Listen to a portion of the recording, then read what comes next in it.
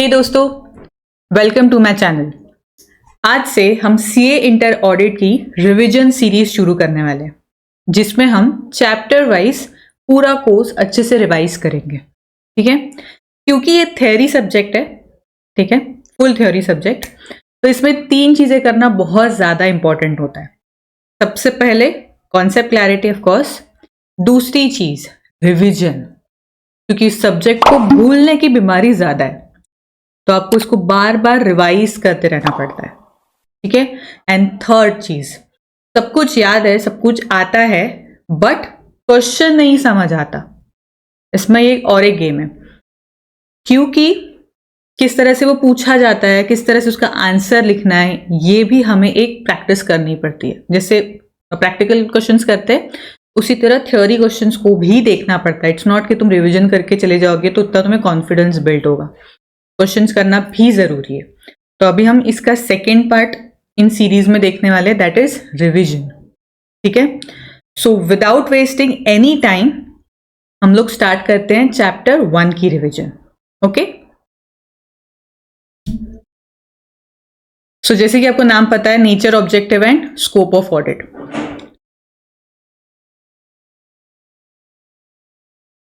सबसे पहले definition of audit. Definition of audit क्या कहती है? Independent examination of financial information of any entity when such examination is conducted with a view expressing an opinion. Opinion form करने के लिए जब कोई एग्जामिनेशन किया जाता है, and that to independent. Independent मतलब without any influence, without any pressure, किसी के भी प्रेशर में आए बिना, ठीक है, विदाउट एनी बायसनेस। जब हम कोई एग्जामिनेशन करते हैं, जब कोई चेकिंग करते हैं किसी भी एंटिटी के फाइनेंशियल इंफॉर्मेशन की, तो एंड उसके ऊपर ओपिनियन फॉर्म करते हैं, तो उसको बोलते हैं ऑडिट। ठीक है, नेक्स्ट, अब ऑडिट के लिए कुछ रूल्स होते हैं, जैसे अकाउंटिंग, जैसे फाइनेंशियल स्टेटमेंट्स बनाने के लिए, बैलेंस शीट बनाने के लिए, प्रॉफिट एंड लॉस बनाने के लिए कुछ रूल्स होते हैं। उसी तरह ऑडिट के लिए भी रूल्स होते हैं। ठीक है, कि किस तरह से तुम ऑडिट कंडक्ट करोगे, तो उसको बोलते हैं engagement and quality control standards. अब ये क्यों होते हैं, उस रूल्स के बेनिफिट्स क्या है, या क्यों वो रूल्स बनाए गए हैं? ताकि एक बेंचमार्क सेट हो सके कि हर कोई एक तरह से ऑडिट करे। ऐसा नहीं मैं किसी दूसरे एंटिटी का, किसी प्रोप्राइटर का ऑडिट कर रही हूँ तो अलग तरीके से कर रही हूँ, किसी जो भी कंपनीज है उनका अलग तरीके से कर रही हूँ। ऑफकोर्स प्रोसीजर अलग हो सकती है, प्रोसीजर मतलब कि क्या क्या और एडिशन करना है, बट एक स्टैंडर्ड रूल, एक स्टैंडर्ड सेट ऑफ प्रोसीजर्स हर एक में फॉलो होती है। तो वो प्रोसीजर्स, वो रूल्स हमें स्टैंडर्ड्स बताते हैं। ठीक है, उसके बाद और क्या बेनिफिट्स है? Improve quality of financial reporting, promote uniformity, सबका एक जैसा ही ऑडिट होने में ये रूल्स मदद करते हैं। उसके बाद standards equip professional accountants with professional knowledge and skills. उनको क्या क्या आना चाहिए, क्या क्या नहीं आना चाहिए, ये भी रूल्स बताते हैं।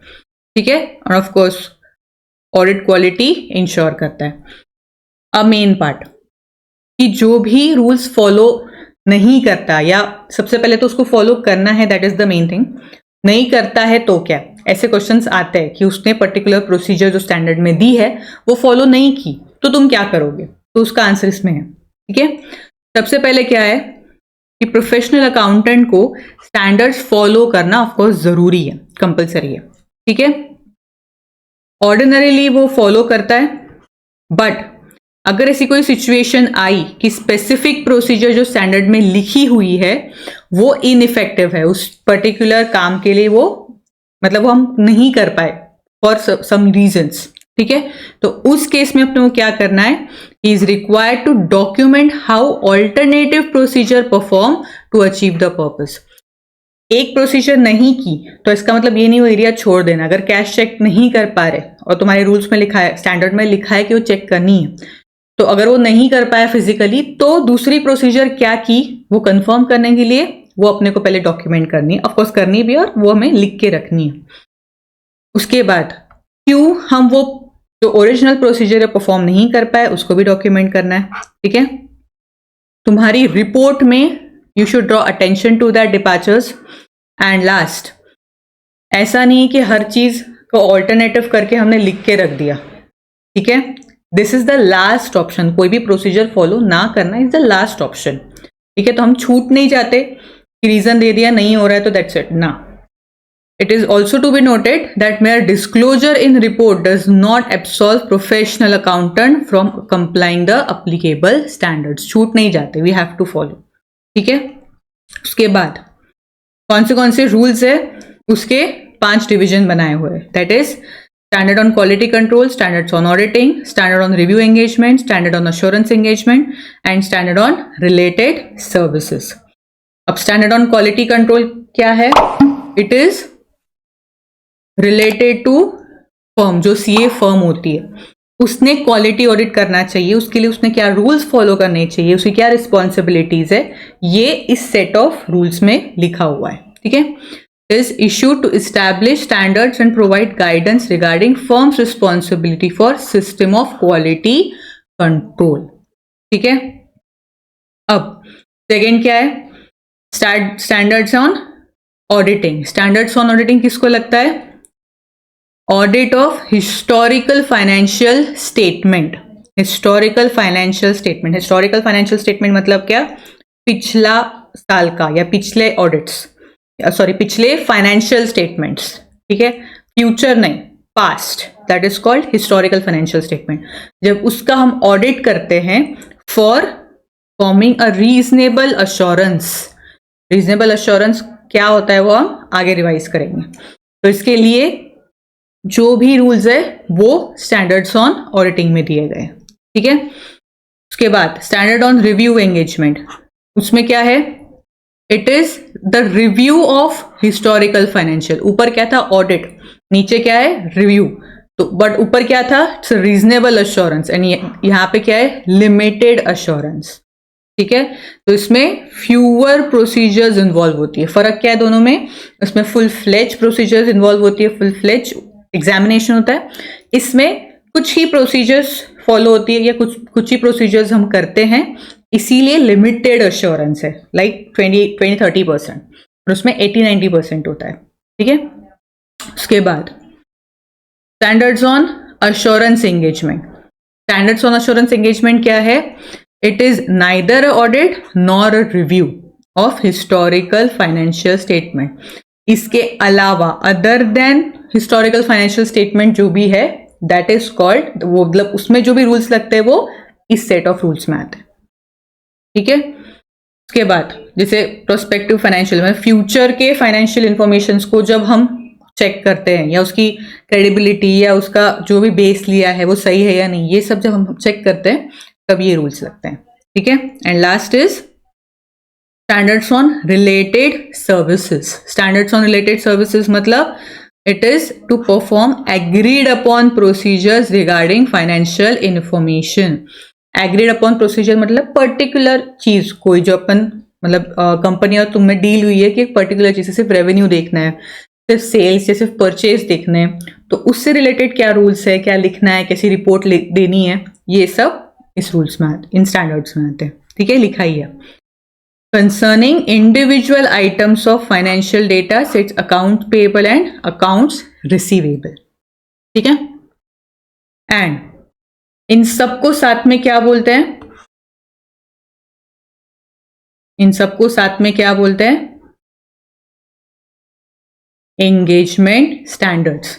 ये जानना भी क्यों जरूरी है? क्योंकि जब हम क्वेश्चन पढ़ते हैं, फॉर एग्जाम्पल हम सिर्फ रिवाइज करके चले गए, ठीक है, तो हमको पता है ऑडिट क्या होता है, बट क्वेश्चन ऐसे भी आते हैं कि ये पर्टिकुलर प्रोसीजर है, ये पर्टिकुलर प्रोसीजर हमने की है, ये रीजनेबल अश्योरेंस एंगेजमेंट के अंडर आती है या नहीं, या इससे हम क्लाइंट को रीजनेबल अश्योरेंस दे सकते हैं या नहीं।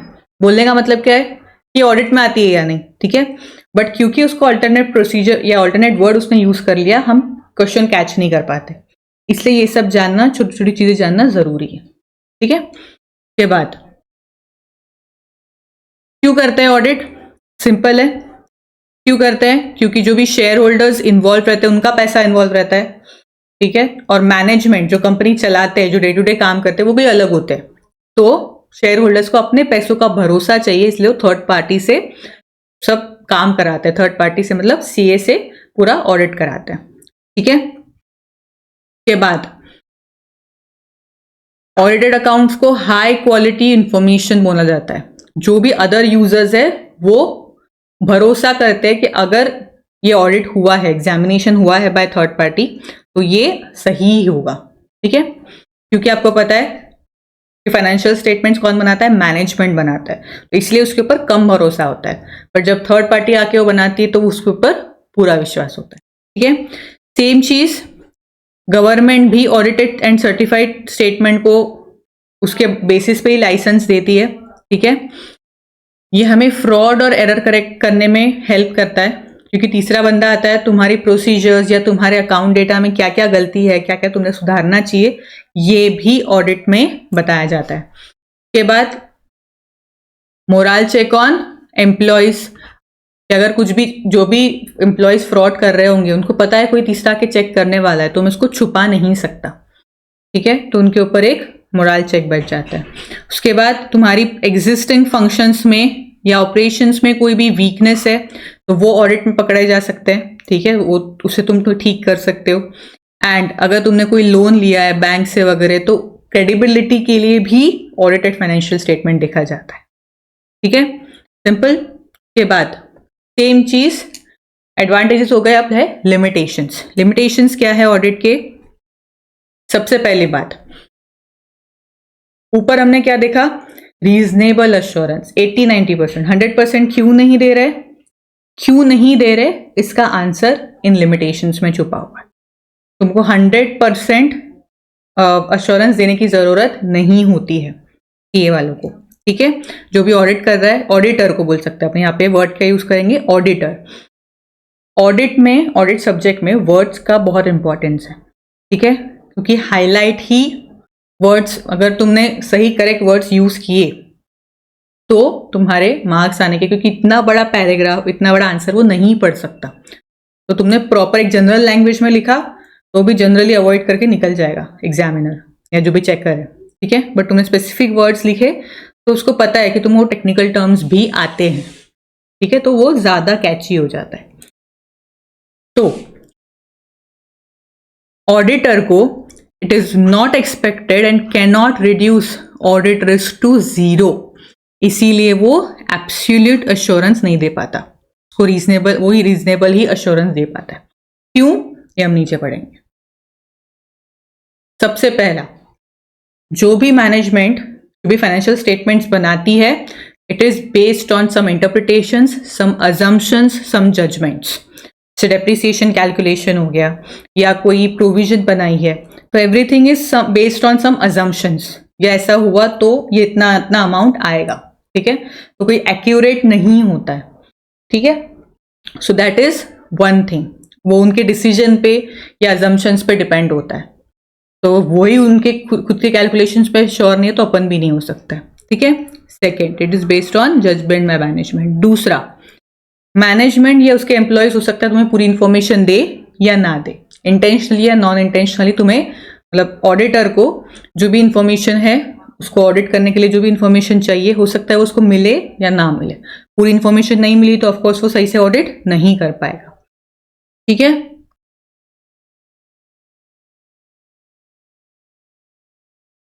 के बाद इनइफेक्टिव ऑडिट प्रोसीजर, जब कंपनी या मैनेजमेंट फ्रॉड करने की ठान लेती है तो वो उस तरह से ही प्रोसीजर्स को फॉर्म करती है कि वो फ्रॉड पकड़ा ना जाए, ठीक है। इसीलिए हम इतना अंदर नहीं घुस सकते, वी हैव लिमिटेड टाइम या लिमिटेड रिसोर्सेज, ठीक है, या हम हर चीज के एक्सपर्ट नहीं होते, ठीक है। भले ही हम सब चीजों का हमें ज्ञान होता है, बट हम इतने भी एक्सपर्ट नहीं होते, हर चीज में घुस घुस के नहीं देख सकते, ठीक है। जैसे एक ने झूठ बोल, सब झूठ बोल रहे हैं तो किसका झूठ कैसे पकड़ोगे, राइट। वही है कि फ्रॉड में involve sophisticated and careful organise schemes design to conceal it. Audit procedure used to gather audit evidence में be ineffective for detecting intentional misstatement. जो छुपाने के लिए ही प्रोसीजर फॉर्म की गई है, उसको पकड़ना कभी कभी इम्पॉसिबल हो जाता है। के बाद audit is not an investigation, उसको कोई स्पेशल लीगल पावर्स नहीं होती कि दीवार तोड़ के जैसे वो रेड में दीवार तोड़ के या घुस के घर में हम चीज़ें आइडेंटिफाई या चीज़ें एग्जामाइन नहीं कर सकते। एक हमें डिग्निटी रखनी पड़ती है, या ऑडिटर को एक डिग्निटी रखनी पड़ती है, ठीक है। तो इसीलिए वो घुस के नहीं कर सकता, वो ये सोच के नहीं जाता कि कुछ ना कुछ गलत है। तो ऑब्जेक्टिव ये नहीं रहता, उसको सिर्फ रीजनेबल एश्योरेंस लेना, उतना ही उसका ऑब्जेक्टिव है। कुछ ना कुछ फ्रॉड है ही ये सोच के वो नहीं जाता, वो इन्वेस्टिगेशन कहलाएगा, ठीक है। कुछ मैं बातों पे इसलिए ज़्यादा फोकस कर रही हूँ, वर्ड्स पे, क्योंकि उसके उस हिसाब से क्वेश्चंस आते हैं। उसके बाद टाइम एंड कॉस्ट। अब हर चीज़ का हमें ऐसा नहीं कि पूरा जिंदगी भर हम एक ही ऑडिट कर रहे हैं या एक ही साल का ऑडिट हम 10 साल चला रहे हैं, ऐसा नहीं हो सकता है। हमें थोड़ा कॉस्ट का या उस इंफॉर्मेशन को लाने के लिए, अगर वो आउट ऑफ कंट्री है सपोज, उस इंफॉर्मेशन को लाने के लिए अपने को ज़्यादा कॉस्ट पड़ रही है as compare to its relevance for our audit, ठीक है। तो ऐसे टाइम पे अपन थोड़ा कंसिडर करते कि वहाँ अपन सिर्फ वहाँ ना जाके हम सिर्फ इंफॉर्मेशन बुला लें, जबकि एक्चुअली वहाँ जाना चाहिए, ठीक है। बट उसका इतना रिलेवेंस हमारे ऑडिट के लिए नहीं रहता, इतना इंपॉर्टेंस नहीं रहता। बट ऑफ कोर्स ये कोई रीजन नहीं बना सकते कि कॉस्ट ज़्यादा पड़ रही थी तो हमने ऑडिट प्रोसीजर नहीं किया, नहीं। It should be backed by some alternative procedure. You should be sure कि जो भी इंफॉर्मेशन हमको मिली है वो हमने सही से चेक की है। And last is other matters. Other matters में क्या आएगा? फ्यूचर इवेंट्स, ठीक है। मार्केट कंडीशंस के हिसाब से बिजनेस बंद हो सकता है, आगे जाके ट्रेंड चेंज हो गया या टेक्नोलॉजी चेंज हो गई तो हो सकता है कि कंपनी बंद पड़ जाए, ओके। तो ये सब चीज़ों की वजह से हम कंप्लीट या एब्सोल्यूट अश्योरेंस नहीं दे सकते। Got it? के बाद ये सिंपल है, इसको मैं थोड़ा फास्ट लूंगी कि जैसे आपको पता है कि सीए में बहुत सारे सब्जेक्ट्स अलग अलग टाइप के, कॉस्ट हो गया, एफएम हो गया, एसएम हो गया, अलग अलग तरीके कुछ मतलब सब्जेक्ट्स पढ़ने पड़ते हैं। अब वो क्यों पढ़ने पड़ते हैं? क्योंकि हर चीज़ का ऑडिट से कनेक्शन होता है। एक कंपनी में बहुत सी चीज़ें होती है जो हमें चेक करनी पड़ती है, तो उसका हमें नॉलेज होना चाहिए, तब जाके हम उसे चेक कर पाएंगे। इसीलिए इतने सारे सब्जेक्ट हमें पढ़ने पड़ते हैं। वही उसने बोला है कि ऑडिटिंग एंड अकाउंट्स का क्या कनेक्शन है। ऑफकोर्स फाइनेंशियल स्टेटमेंट्स हम चेक कर रहे हैं, अकाउंट्स के रूल्स नहीं पता होंगे तो ऑडिट नहीं हो पाएगा। ऑडिट एंड लॉ का क्या कनेक्शन है? सिंपल, कि कंपनी को बोलो या जो भी ऑर्गेनाइजेशन को कुछ रूल्स लगते हैं, कुछ लॉज लगते हैं, ठीक है। अगर वो फॉलो नहीं होते तो पेनल्टी आती है, ठीक है। तो वी हैव टू नो कि क्या वो रूल्स है, क्या वो लॉ है जो कंपनी फॉलो नहीं कर रही है, कर रही है। उसके बाद ऑडिटिंग एंड इकोनॉमिक्स, बाहर क्या चल रहा है, किस तरह से गवर्नमेंट क्या प्राइसिंग चल रहा है, रिलेशन क्या है प्राइस का, कंपनी कैसे काम कर रही है या कंपनी के मार्केट वैल्यू क्या है। उससे बहुत एक कंपनी का बिहेवियर पता चलता है कि अगर वो अंडर प्रेशर है, बहुत मार्केटिंग में कंपटीशन है, तो उस हिसाब से कंपनी में गड़बड़ होने के चांसेस ज़्यादा है, ठीक है। उसके बाद ऑडिटिंग एंड बिहेवियरल साइंस, कहीं भी जाओ लोगों से डील करनी पड़ती है, ठीक है। इसलिए लोगों से काम कैसे निकलवाना या कैसे इंफॉर्मेशन निकालना वो हमें आना चाहिए। के बाद auditing and statistics and mathematics, simple calculations, mathematics, ये तो ऑफकोर्स आना चाहिए, काउंटिंग एंड ऑल। के बाद ऑडिटिंग एंड डेटा प्रोसेसिंग, अब सब कुछ कंप्यूटराइज हो चुका है तो कंप्यूटर का भी नॉलेज होना बहुत ज़रूरी है कि कैसे काम करता है, कैसे उससे डेटा निकलता है। उसके बाद auditing and FM, that is working capital या फंड फ्लो रेशियो एनालिसिस। तुम्हें रेशियोज बहुत काम आता है, जब हम ऑडिट करते हैं तो रेशियोज बहुत काम आते हैं। क्विक हमें पता चलता है कि क्या चेंज हो रहा है या किस तरह से हो सकता है पिछले साल बहुत कुछ चेंज हुआ हो इस साल के कंपैरिजन में, तो सिर्फ इस साल का डेटा देख के हमें नहीं पता चलता, ठीक है।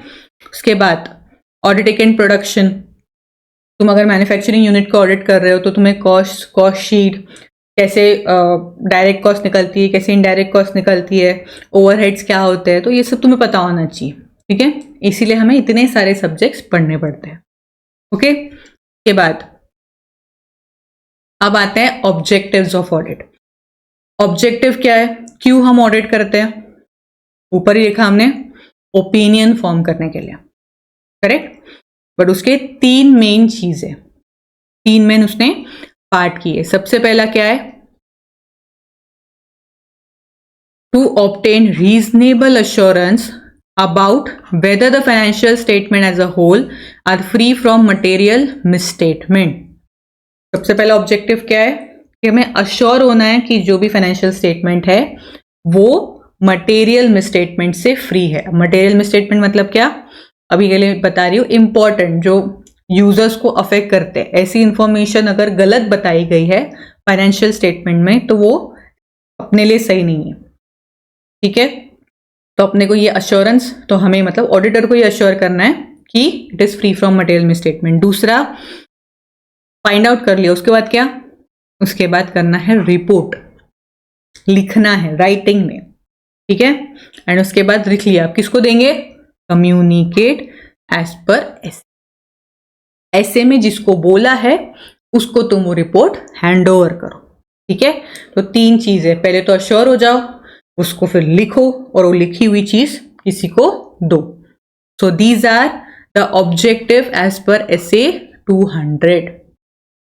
ठीक है, एक इंडिपेंडेंट ऑडिटर का ये ऑब्जेक्टिव है। क्लियर। अब जब भी तुम कोई फाइनेंशियल स्टेटमेंट्स चेक कर रहे हो, जब भी तुम कोई ऑडिट कर रहे हो, तो हम ये कैसे पता करेंगे कि इट्स फ्री, मतलब उसके भी कोई रूल्स है, उसके भी कोई बेंचमार्क्स है, कोई स्टैंडर्ड्स है कि भाई ये हो रहा है, मतलब इट इज मतलब फ्री फ्रॉम मटेरियल मिसस्टेटमेंट या इट इज गुड। ठीक है, तो वो ये इसके पैरामीटर्स है कि अगर ये चीजें हो रही है मतलब it is true and fair या इट इज रीजनेबल अश्योरेंस, तुम उसको दे सकते हो। ये उसके कुछ पैरामीटर्स बोल सकते हैं या उसके कुछ बेंचमार्क बोल सकते हैं। सबसे पहला क्या है कि accounts have been drawn up with reference to entries in the books. जैसी बुक में एंट्रीज है उसके अकॉर्डिंग ही तुम्हारे लेजर अकाउंट्स बनने चाहिए। आपको ऑफकोर्स आपको पता तो है, डॉक्यूमेंट से एंट्री बनती है, एंट्री से लेजर, लेजर से ट्रायल बैलेंस, उसके बाद फाइनेंशियल स्टेटमेंट। ठीक है, तो सबसे पहला क्या बोला उसने कि जो भी बुक में एंट्री है उसके अकॉर्डिंग तुम्हारे लेजर अकाउंट्स बनने चाहिए। जो भी एंट्रीज है उसका सपोर्टेड डॉक्यूमेंट होना चाहिए तुम्हारे पास। ठीक है, कोई भी तुम्हारी एंट्री ओमिट नहीं होनी चाहिए। ठीक है, in the process of compilation and nothing which is not in the books has found place, मतलब आइदर और, कि तो एंट्री है तो उसका डॉक्यूमेंट, ठीक है, होना चाहिए, या फिर डॉक्यूमेंट है तो एंट्री, मतलब दोनों होना चाहिए, कोई भी ओमिट नहीं करना है। उसके बाद जो भी इंफॉर्मेशन है should be clear and ambiguous.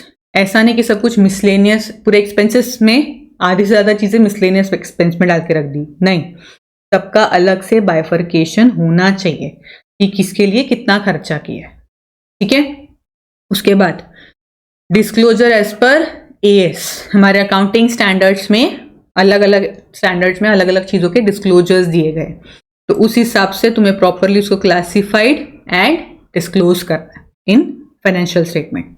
And last is statement of accounts present true and fair picture of operational results and asset and liability. जो असेट है वही दिखनी चाहिए, जो लाइबिलिटी है वही दिखनी चाहिए जिस वैल्यू पे है। जो भी तुम्हारा प्रॉफिट है, अगर ऐसा नहीं कि तुम लॉस मेकिंग हो और प्रॉफिट दिखा रहे हो, ठीक है, so that is not true and fair.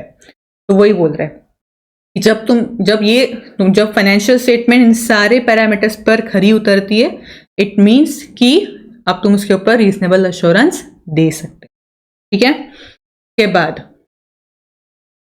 अब आते हैं स्कोप ऑफ ऑडिट पे। स्कोप ऑफ ऑडिट मतलब क्या कि जो भी तुम ऑडिट कर रहे हो व्हाट इट इंक्लूड्स। स्कोप मतलब तुम्हें क्या करना है।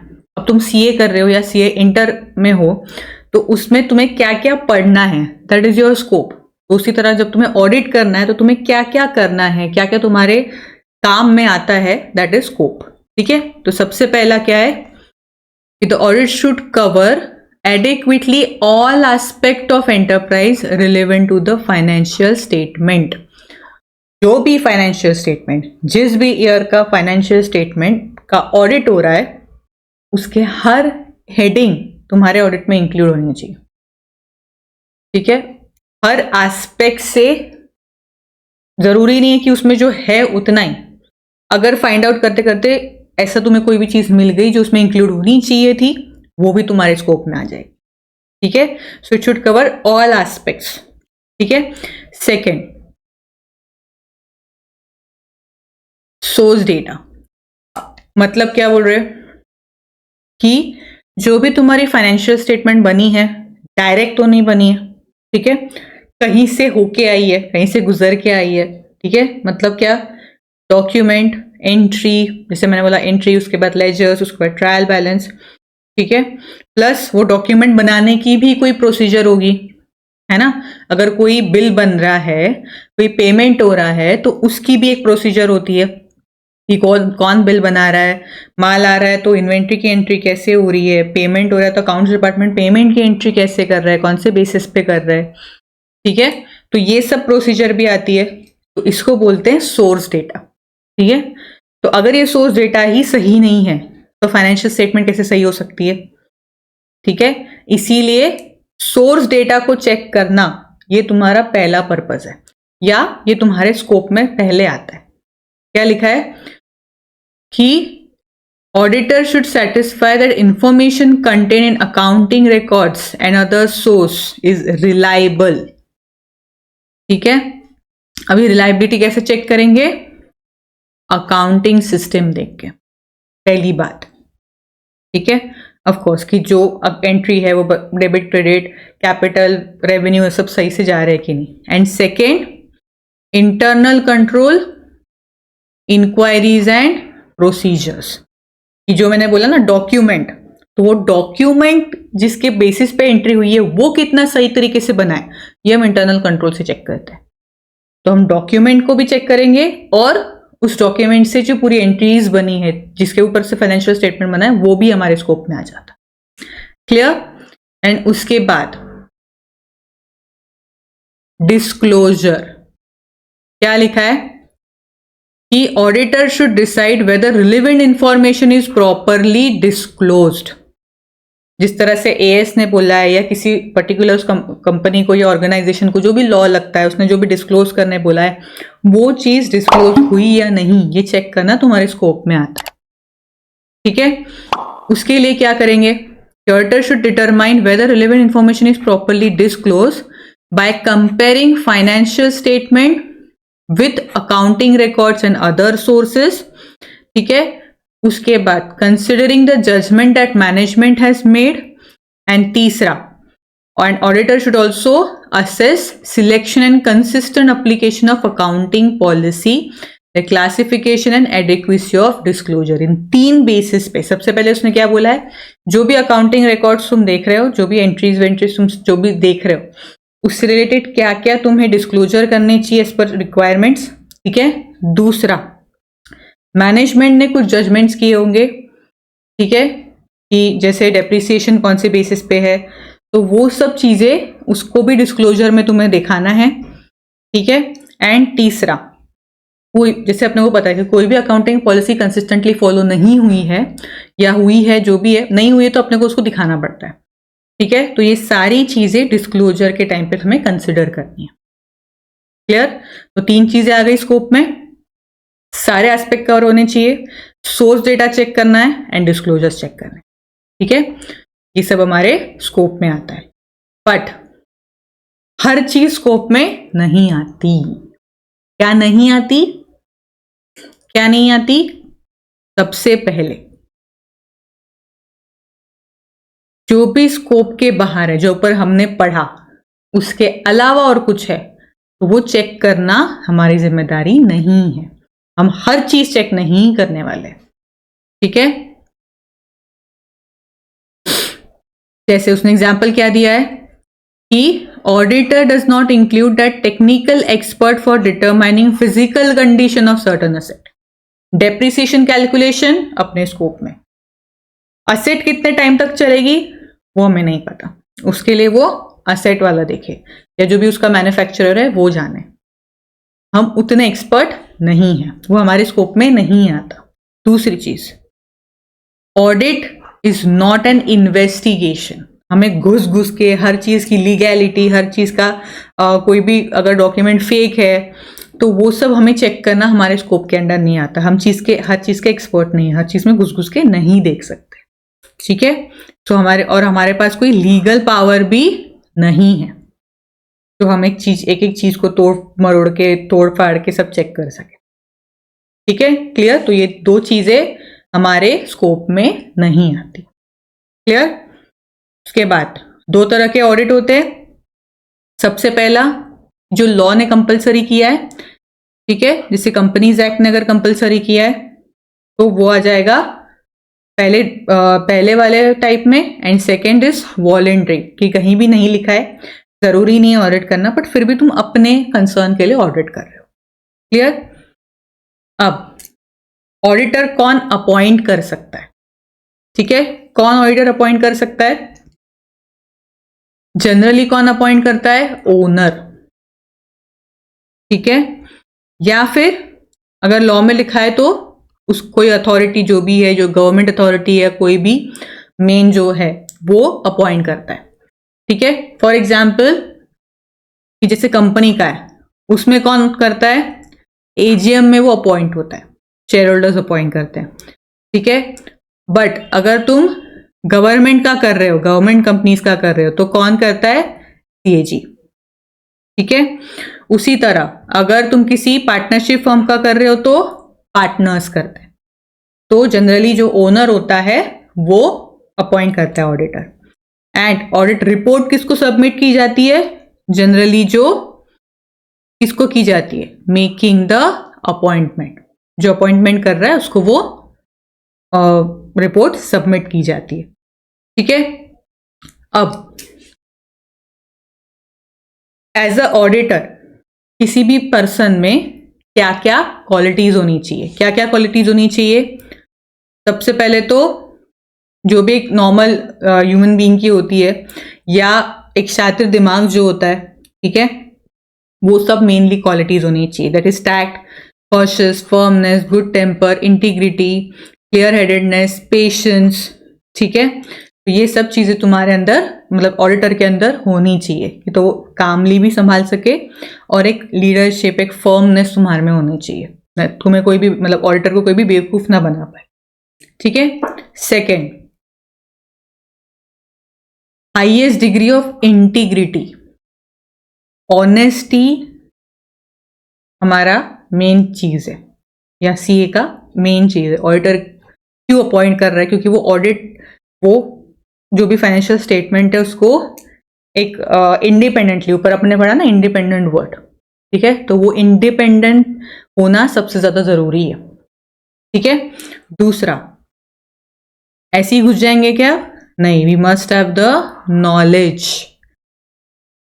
ऊपर जो लिखा लॉ, एफएम, कॉस्टिंग, इन सब का हमें नॉलेज होना चाहिए, तब जाके हम उनको कुछ बोल पाएंगे ना, नहीं ऐसा नहीं ऐसा, ठीक है। तो ऑडिटर को उसका हर, मतलब सब्जेक्ट्स का नॉलेज होना चाहिए जो वहां पे उस ऑर्गेनाइजेशन में यूज हो रहा है, जो उसके लिए, उसके ऑडिट के लिए जरूरी है, ठीक है। एंड मेन चीज, अकाउंटिंग के बारे में पता होना चाहिए, टेक्निक्स एंड उसके प्रिंसिपल, क्योंकि तुम फाइनेंशियल स्टेटमेंट चेक कर रहे हो तो तुम्हें अकाउंटिंग का नॉलेज तो होना ही चाहिए ऑडिटर को, ठीक है। उसके बाद आता है अश्योरेंस एंगेजमेंट।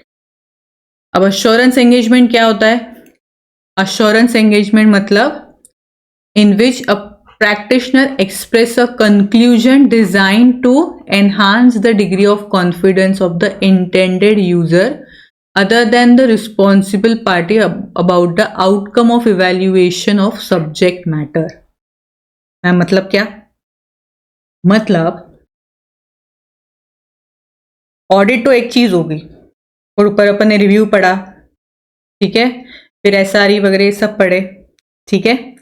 तो एक प्रैक्टिशनर, एक ऑडिटर क्या करता है? ऑडिट करता है। तो जो ऑडिट करता है उसे ऑडिटर बोलते हैं। पर जो सब कुछ ऑडिटर सिर्फ ऑडिट नहीं करता ना, रिव्यू भी करता है, फिर पर्टिकुलर प्रोसीजर फॉलो करते है, उससे रिलेटेड कंक्लूजन्स भी देता है, तो उसको बोलते हैं प्रैक्टिशनर, ठीक है। तो उसने क्या बोला है? अश्योरेंस एंगेजमेंट मतलब ऐसी हर एंगेजमेंट मतलब काम, ऐसा हर काम जिसमें एक प्रैक्टिशनर को, ठीक है, एक प्रैक्टिशनर को क्या करना पड़ता है? मतलब जो भी यूजर्स है, अब कौन है इसका मतलब यूजर कौन है ये अपन नीचे बढ़ेंगे, यूजर का कॉन्फिडेंस बढ़ाना उसका काम है, ठीक है। उस प्रैक्टिशनर का काम है कि जो भी इंटेंडेड यूजर्स है उसका उन्हें कॉन्फिडेंस बनाना कि हमने ये चेक किया मतलब ये सही है, या हमें अश्योरेंस देते हैं, रीजनेबल अश्योरेंस, या जो भी हमें अश्योरेंस देते हैं कि ये सही है, फिर रीजनेबल है लिमिटेड है क्या है वो अपन एज पर प्रोसीजर डिसाइड होता है, ठीक है। अब अश्योरेंस एंगेजमेंट में कौन इन्वॉल्व होते हैं? 3 लोग, practitioner, responsible party and intended user. Practitioner क्या होता है? Practitioner is a person who provides the assurance, ठीक है। The term practitioner is broader then auditor. मैंने क्या बोला कि प्रैक्टिशनर सिर्फ ऑडिट नहीं करता, प्रैक्टिशनर ऑडिट भी करता है। हम सीए अगर हम प्रैक्टिस कर रहे हैं तो हम सिर्फ ऑडिट करेंगे क्या? नहीं, हम आईटीआर भी भरते हैं या हम रिव्यू भी करते हैं, ठीक है। ऊपर अपन ने पढ़ा क्या क्या सर्विसेज देते हैं, हम फ्यूचर बैलेंस शीट्स को भी हम टिक करते हैं, या लोन पास करने में भी हम जो भी डॉक्यूमेंट्स लगते हैं तो बहुत सारे काम रहते हैं। इट्स नॉट जस्ट ऑडिट, इसलिए वहां पे प्रैक्टिशनर वर्ड हुआ है, यूज हुआ है। तो it is a broader term than audit, ठीक है। ऑडिट किससे रिलेटेड है? हिस्टोरिकल इंफॉर्मेशन से, whereas प्रैक्टिशनर में provide assurance not necessarily related to historical information, ठीक है। दूसरी, रिस्पॉन्सिबल पार्टी कौन है? who is responsible for preparation of subject matter, जिसे फाइनेंशियल स्टेटमेंट में रिस्पॉन्सिबल पार्टी कौन होता है? मैनेजमेंट, ठीक है। And third is intended user. Intended users मतलब जिसके लिए हम ये सब काम धाम कर रहे हैं, जिसको अश्योरेंस चाहिए उस डॉक्यूमेंट का, ठीक है। के बाद सब्जेक्ट मैटर मतलब क्या? कि जो इंफॉर्मेशन एग्जामाइन हो रही है, चेक हो रही है, फॉर एग्जाम्पल फाइनेंशियल स्टेटमेंट, ठीक है। सूटेबल क्राइटेरिया, सूटेबल क्राइटेरिया मतलब क्या? कौन से रूल्स के, अब अपने को कुछ स्टैंडर्ड चाहिए ना, कुछ तो रूल चाहिए जिसके बेसिस पे हम डिसाइड कर सके हाँ ये हो रहा है मतलब सही है, ये नहीं हो रहा है मतलब गलत है। तो ये किसके बेसिस पे यूज करते हैं, किसके बेसिस पे प्रैक्टिशनर डिसाइड करेगा? स्टैंडर्ड्स के बेसिस पे, रूल्स के बेसिस पे, लॉ के बेसिस पे, तो उसको बोलते हैं सूटेबल क्राइटेरिया, ठीक है। उसके बाद sufficient appropriate evidence. Sufficient appropriate evidence मतलब तुमने जो भी ओपिनियन दिया या जो भी कंक्लूजन निकाला है उसका पीछे का बेसिस क्या है, प्रूफ क्या है, प्रूफ बोल सकते हैं, ठीक है। तो क्या लिखा है कि practitioner perform assurance engagement to obtain sufficient appropriate audit evidence. तो सफिशिएंसी मतलब क्या? It is quantity of evidence. एक ही चीज को प्रूफ करने के लिए तुमने कितने कागज लाए, दैट इज क्वांटिटी, ठीक है। फिजिकल अपीयरेंस देखने के लिए तुमने कितने मतलब क्या क्या डॉक्यूमेंट जमा किए, या एक्चुअल तुमने जाके देखा, तुमने उसका इनवर्स चेक किया, तुमने उसका इन्वर्ट चेक किया, क्या क्या चेक किया, ठीक है। And second is appropriateness is quality, ठीक है। मतलब क्या कि कोई एम्प्लॉय तुम्हें कुछ बता रहा है, दैट इज मोर रिलायबल। एक एक्सटर्नल पार्टी, एक्सटर्नल डेटर तुम्हें उसको कंफर्मेशन देता है, दैट इज मोर रिलेवेंट या that is more reliable. So reliability is appropriateness, ठीक है।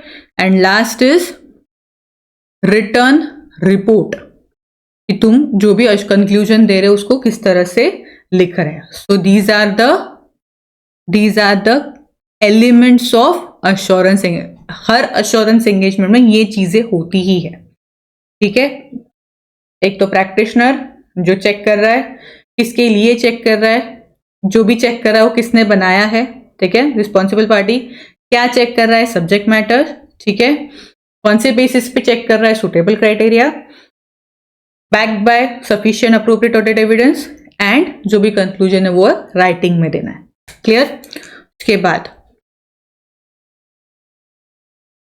2 टाइप की कौन से एश्योरेंस हमने पढ़े?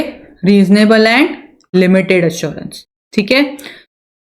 रीजनेबल एश्योरेंस मतलब क्या? High level of assurance, and limited is lesser मतलब लोअर बोल सकते हैं, लोअर लेवल ऑफ एश्योरेंस, ठीक है। इसमें पूरा एक्सटेंसिव, पूरा इन डिटेल प्रोसीजर होती है जब हम रीजनेबल एश्योरेंस देते हैं, बट जब हम लिमिटेड देते हैं तब प्योर प्रोसीजर्स होती है, ठीक है। एग्जाम्पल क्या है रीजनेबल का? ऑडिट, एंड रिव्यू का इट इज लिमिटेड का रिव्यू एंगेजमेंट, ऊपर अपन ने देखा। ठीक है, अब बाकी टाइप्स ऑफ क्या है? अश्योरेंस, ऊपर अपन ने कौन सा देखा? Reasonable and limited. बाकी कौन से?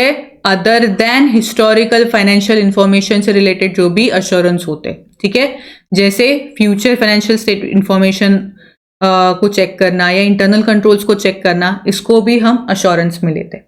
तो ऊपर हमने जो 4 टाइप्स पढ़े, ठीक है, उसे यहाँ पे इलैबोरेट किया गया। क्लियर? तो आई होप आपको फर्स्ट चैप्टर कंप्लीटली समझ गया हो। ठीक है, बार बार ये एक आई थिंक 4 से 5 मार्क का आता है, बट एक बेसिस आपको क्लियर हो जाएगा। ठीक है, अगर आपको वीडियो पसंद आया है तो do like this video and subscribe my channel, ताकि आपको आगे के चैप्टर्स के भी रिवीजन वीडियोस मिलते रहे। ठीक है, तो do like this video and all the best.